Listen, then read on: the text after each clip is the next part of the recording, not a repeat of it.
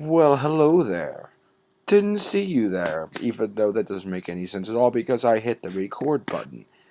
Have you ever noticed when people do that? It's just a tangent. Like when people like in a YouTube video, like, "Oh, hello, didn't see you there." Well, of course you saw them there. After all, you walked into the recorded shot where you like hit the record button. Like, of course you saw them. Anyway, hi, Joseph Catherine here once again. Wearing my Packers gear. Now I'm going to talk about the game. Still hurt, but we're going to talk, I should say. Um, I'm going to do this from here on out with my reviews. I'm going to I'm going to write my review on any of the movies on my blog, and then I'm going to talk about it. So that, because most people don't like to read nowadays, which is understandable. I mean, I don't like to read. So I'll make these videos so that you can watch the videos and listen to my beautiful voice instead of having to read a boring review. You can do other things. You can sit there on Facebook, talk to friends, be social life, do a whole bunch of things that I can't do because, I'm just sitting here watching movies. Anyway, the movie that we're going to talk about today is Top 5. I'm going to start with my IMDb description of it. I'm going to probably do this in all my reviews, even though the IMDb description of this is not a very good one. It is. You ready? Here we go. A comedian tries to make it as a serious actor when his reality TV star fiance talks him into broadcasting their wedding on their TV show. On her TV show. Not a very good description. I'll just give you mine instead. And mine is very simple. Top 5 is the best movie I've seen this year thus far. Keyword is thus far. Uh, but that's right. That's right.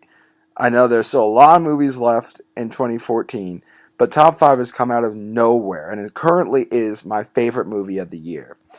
It is my recommendation to anyone who is okay with an R-rated comedy living up to that title. And granted, this R-rated comedy definitely lives up to its name.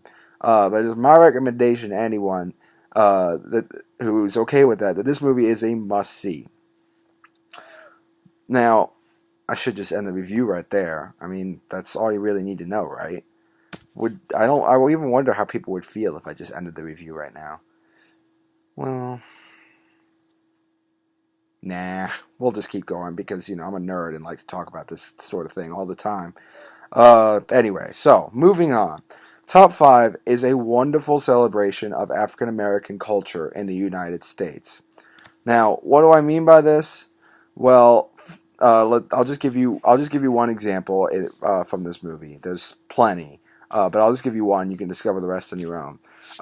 Chris Rock, who wrote, directed, produced, and led, was the star of this movie. We'll refer to his character as Andre Allen because hey, that's his name. Whoa.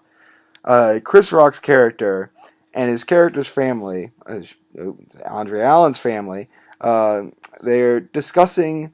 There's a great scene. They're discussing their personal top 5 favorite rappers in our society that our society has seen.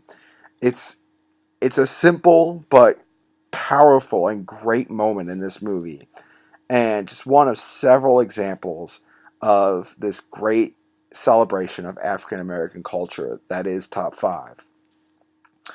As I said before, the rest will leave up to your own personal discovery, but take it from me, this movie could not have come at a better time.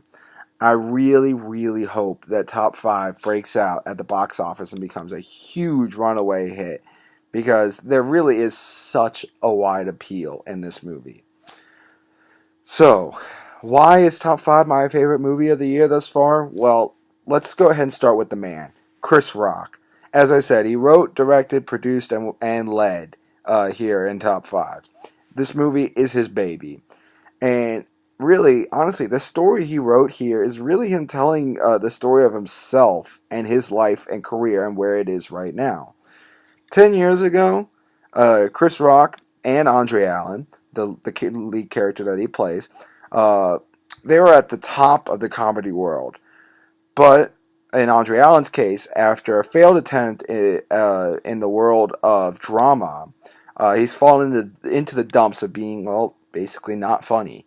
And that's where our story begins here in top five.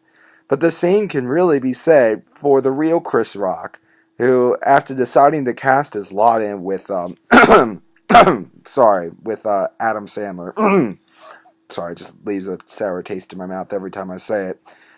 He's lost a lot of influence in the whole world of comedy. But to say Chris Rock has found his stride again here in top five is something of an understatement. Now, the movie's story is very unique, as it takes place over the course of a single day in the life of Andre Allen, and also involves a shadow-like interview with a New York Times reporter who's played by the very talented and very beautiful Rosario Dawson. I've loved this girl, or this woman, Rosario Dawson, ever since I saw her basically as a girl in Men in Black 2. She was very young then. She wasn't a girl, but she was she was very young. Uh, she's been great in everything I've seen her, and once again is fantastic here. The chemistry between her and Chris Rock is fantastic, but really, the chemistry of Chris Rock with everyone in this movie is phenomenal. The supporting cast is incredible, but you really get the sense that they are as good as they are because Chris Rock is pushing them along. It's amazing. I'm not kidding. The last time I saw a performance like Chris Rock's here, I was watching Leonardo DiCaprio put in what is my opinion the best performance of 2013 in The Wolf of Wall Street. Now, while I'm not saying Chris Rock's performance here is the best I've seen of 2014, for that matter, I don't really know what is. I haven't thought about that, but it's still pretty damn good. Additionally, other actors in this movie include J.B. Smoove, Gabrielle Union, Cedric the Entertainer, who is hilarious, Jay Farrow, Tracy Morgan, Kevin Hart, and several others. Several of the great cameos that I wouldn't dare spoil for you, so that you can enjoy these cameos for yourself. But they all feed off of the intensity of Chris Rock. This movie, I'm going to say it again. This performance by Chris Rock is what Adam Sandler could and should be in all of his movies. He has that. Sorry, man, I just really don't like saying his name. He has that potential, but he just never. I'm sorry, did I just say that? Did I just compare Chris Rock to that one guy that is awful? No, no. Chris Rock is in a whole. He's in a whole nother league, and if that wasn't apparent before this movie, even though he threw his lot in with this other person whose name I dare not mention, uh, he's still miles ahead. Chris Rock is still miles ahead. But anyway, moving on. Then there's the third act. It's beautiful. It's really beautiful. Because finally, in 2014, we finally have a movie that not only doesn't fade away or implode in the third act, but instead it turns it up in the third act. The third act of the movie here is phenomenal. Definitely the best part. The whole third act is the best part of the movie and leads to one of the more emotional climaxes I've seen in a movie all year. That's right, emotional. I said the word emotional in a Chris Rock comedy. But that's how good this movie is.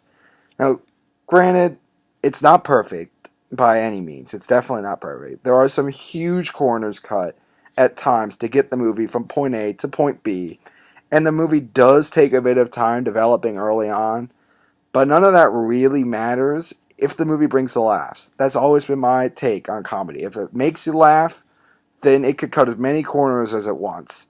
And to say top 5 is funny is an understatement. It is right there with 22 Jump Street for being the funniest movie of 2014. However, what separates top 5 from 22 Jump Street is that it excels in the drama of itself, whereas 22 Jump Street did not. Because, I never once felt tense during 22 Jump Street. Because, let's be real, we all knew the good guys were going to emerge victorious. But here, I was as tense as could be because I honestly had no idea where this story was heading. And while some of the corners cut did break immersion briefly, there was always something else right there to bring me right back into it. It wasn't like the Skeleton Twins where they just said, "Screw it, we're gonna cut as many corners as possible in the last 5 minutes, and then give you nothing to bring you back into it." They always brought me back into it here in top five whenever Chris Rock. This is his movie. I might as well just say Chris Rock broke immersion by cutting a big corner or doing something silly. Um, in short, go see this movie because it is a wonderful celebration of a culture that deserves something like this right now in our society. I hope that the word gets out with this movie and it breaks out at the box office. I really hope that happens, as it should. Uh, is unfortunately it is great, but it's not widely known. The press on this movie has been lackluster. The coverage for it, I should say, not the reception. The reception has been pretty much universally positive, um, but it hasn't gotten a whole lot of coverage. And sadly, there really aren't a whole lot of theaters showing it right now. But you know what? That's what End of the Movies is here for. I mean, personally, I should say, like, there's really aren't a whole lot of theaters showing it. I had to drive 20 miles to go see it, but it is worth it. Was worth every mile of that 20-mile drive. So here's End of the Movies attempting to raise awareness for top five. Go see it now, okay? Now, just drop everything and go see it. All right, I'm thinking a solid 9.5 out of 10, which for me is damn near perfect. Rewatchability is high. If there's a very high, it'd be very high. I have every intention of seeing this movie again. As for Oscar talk, I really hope this movie does get some attention from the Academy, but I doubt it. It got no love at the Golden Globes, so I can't really expect it to receive any love at the Oscars. Unless if it pulls a Frozen and does break out through the whole word of mouth advertising, which, hey, that's what this is right now at the end of the day. This is word of mouth advertising.